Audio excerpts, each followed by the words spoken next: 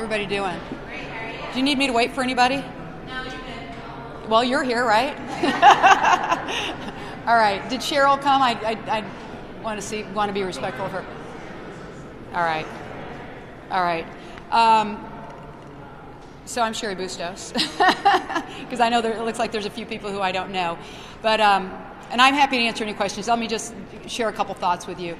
Now, we won a mandate from the American public, from hardworking people, to get results, and with the Democrats now in the majority in the House come January 3rd, that's it as far as our majority. We don't have the Senate, we don't have the White House. So it is now very important that we run a world-class political arm of the House Democrats. Absolutely imperative. We've got to take a look at every single district in this country. That's what we intend to do. Every battlefield will be protected and contested. That will be our role. What the American public called for is that we do work for the people, that we put the people first. And that means we've got to make sure that we are bringing down the cost of health care and prescription drug prices, that we rebuild our country, we bring up wages, and then we clean up the mess in Washington, D.C. That's been the mandate that we've been given, and that is what I will work toward on the political arm of the House Democrats. Heather. Hi, how are you? Good. This is a pretty crowded race, especially in Toulouse. Yeah.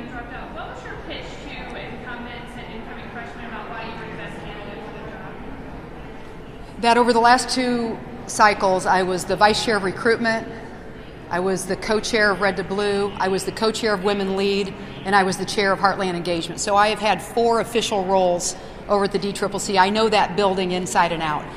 While I was the Heartland Engagement chair, I also had a very important role on the governmental side of things. I was one of the 3 co-chairs of Policy and Communications, juggling those things. At the same time, I raised and gave away, contributed $3 million to more than 100 candidates. All of the people almost all of the members elect who are here, I helped them. I either went to their districts or I contributed to them. And I think the other thing that was very, very important, look, I'm a former college athlete. I love sports, still play sports.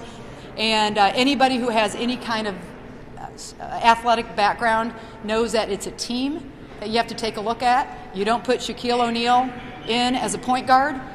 You've got to have the right people in the right place. But when you look at that team, the one missing element where we got to at this point was we had no Midwesterners in any of these senior leadership slots. So part of my appeal, too, is let's look at the people who got us here. We won 16 seats in the Heartland. We picked up 16 seats in the Heartland. Those are the people I worked most closely with. And we've got right now a 16-seat majority. If the last race is called for us, we'll have a 17-seat majority. We cannot lose that. So I think that the pitch of making sure that we had the right team, I hope that was an effective one. Congresswoman Bustos, what is your plan for 2020? Well, as I said earlier, every single district will be contested and protected. We've got 31 Democrats in Trump districts, and we've got to make sure that we hang on to those tough seats. I'm one of them. You know, I come from a Trump district, but I won by 24 points. So I won by the largest majority of any Democrat in any Trump district in this entire country. So I know how to do this. I know how to protect this House. I know how to build this House. And that's my intention of bringing what I know out of my own district and bringing that to the other 30 districts in this country that elected Donald Trump and also elected Democrats. Congresswoman, what is your plan to mentor the freshman women? Well, I'm not going to just mentor freshman women, but I will play a role in mentoring all of the freshmen. Obviously, I won't do that by myself, but I will seek the help of my colleagues who know how to get the job done. I think we're going to have a caucus that will step up to the challenges that we have ahead. And I love mentoring people. It's why I started a program back home a few years ago called Build the Bench. And that came after I was done being the recruitment vice chair and realizing how hard it was to find great candidates in some of these districts. So we've since then trained more than 300 people to run at every level of office. I mean, from coroner to city council to county clerk to state legislatures, and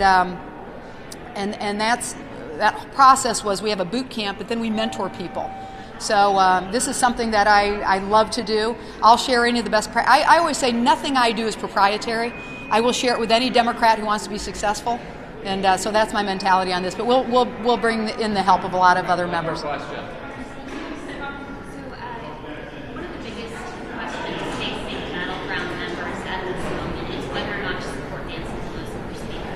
You're now a member of the leadership team.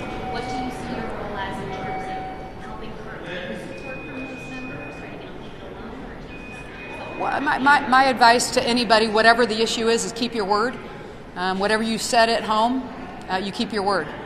I'm confident that Nancy Pelosi will be the next Speaker of the House, and I'm also confident that these new members are going to be honest and truthful with their constituents back home. She'll make it. It'll work. It'll work. Well, thanks, yeah. guys. Okay. Thanks, you guys. Appreciate it.